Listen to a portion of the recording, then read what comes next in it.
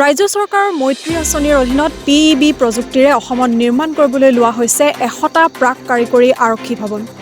আনহাতে শিৱসাগৰ জিলাত নিৰ্মাণ কৰিবলৈ লোৱা 3টা প্ৰাক কাৰিকৰী আৰক্ষী ভৱন ক্ৰমে শিৱসাগৰ, নাজিৰা আৰু ডিমৌ। তদুপলক্ষে আজি শিৱসাগৰ আৰক্ষী ছাউনীত মুখ্যমন্ত্ৰী সৰ্বানন্দ সোণোৱালে উক্ত 3টা ভৱনৰ আধাৰশিলা স্থাপনৰ শুভাৰম্ভণি অনলাইন যোগেৰে সম্পন্ন কৰে। উক্ত অনুষ্ঠানটিত উপস্থিত থাকে 107 নং থাৰা বিধানসভা সমষ্টিৰ বিধায়ক কুশল দৰী, যোৰহাট লোকসভা সমষ্টিৰ সাংসদ তপন কুমাৰ গগৈ, শিৱসাগৰ জিলাৰ উপায়ুক্ত লক্ষীনন্দন গগৈ, শিৱসাগৰ জিলাৰ আৰক্ষী অধীক্ষক অমিতাভ সিনহাকে আদি কৰি বহুতো গণ্য মান্য ব্যক্তি।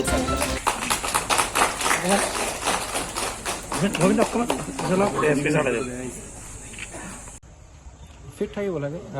ছাৰে শুনিছে মানসিক আৰু মেণ্টেল আৰু ফিজিকেল ফিটনেছৰ কথা ছাৰে কৈছে, CM ছাৰে কৈছে। তো আমি খালি উই শুড বি ফিট। পুলিচৰ কাৰণে প্ৰি ফেব্ৰিকেট বেৰেক্স প্ৰায় 100টা উদ্বোধন কৰিছে। বিভিন্ন জিলাতে এইখিনি হ'ব। তাৰ মাজত শিৱসাগৰ জিলাত 3টা বেৰেক এনেকুৱাকৈ চেংচন হৈছে। আমি এটা ভাবিছোঁ পুলিচ ৰিজাৰ্ভত কৰিম, শিৱসাগৰ পুলিচ ৰিজাৰ্ভত, এটা নাজিৰা থানাৰ কমপ্লেক্সত আৰু এটা ডিমৌ থানাৰ কমপ্লেক্সত।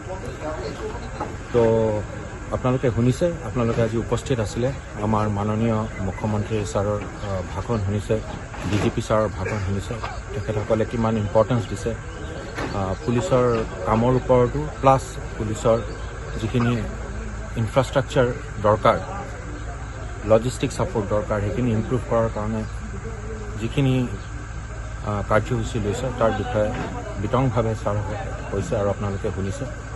তো আমি আৰক্ষীৰ ফালৰ পৰা ছাৰক ধন্যবাদ জনাইছোঁ।